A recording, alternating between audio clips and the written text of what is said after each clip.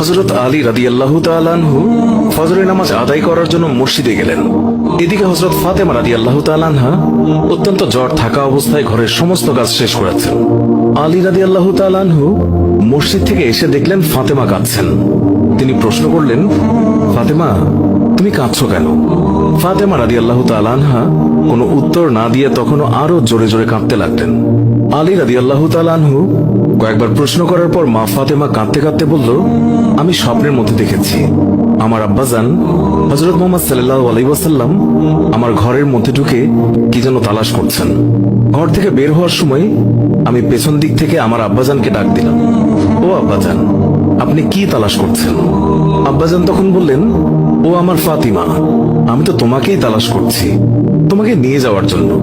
আরো বললেন, ও আমার ফাতিমা, আজকে তো তুমি রোজা রাখবে, সেহরি করবে আলীর দস্তরখানায় আর ইফতার করবে আমার দস্তরখানায়। তখন হযরত আলী রাদিয়াল্লাহু তাআলা আনহু এই স্বপ্ন শোনার পর দুইজনে বুঝতে আর বাকি থাকলো না যে ফাতেমা ইন্তেকাল করবেন। দুজনে আরো জোরে জোরে কাঁদতে লাগলেন।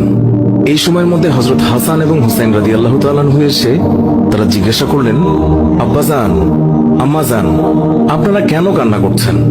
ফাতেমা রাদিয়াল্লাহু তাআলা আনহুর একটি অভ্যাস ছিল, যখন হাসান হুসাইন তাকে কোনো কাজে বিরক্ত করতেন তখন দুইজনকে নানাজানের কবরের কাছে যেতে বলতেন।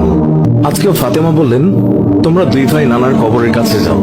কবরের নিকট যাওয়ার সাথে সাথে কবর থেকে আওয়াজ আসলো, ও আমার আদরের নাতিরা, এই মুহূর্তে তোমরা আমার কাছে কেন এসেছো?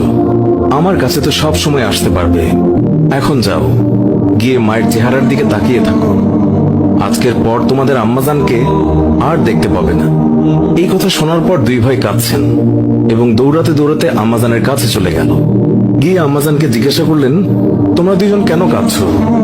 বুঝেছি, নানাজান আমাদেরকে বলে দিয়েছেন যে আজকের দিনটি তোমার জন্য শেষ দিন। নানাজান তোমার চেহারার দিকে তাকিয়ে থাকার জন্য আমাদেরকে বলেছেন। বিকেলের দিকে হযরত ফাতেমা রাদিয়াল্লাহু তাআলা আনহা তার শরীর খারাপ হলো, তাকে বিছানায় শোয়ানো হলো। মা ফাতেমার মৃত্যুর পূর্বক্ষণে হযরত আলী রাদিয়াল্লাহু তাআলা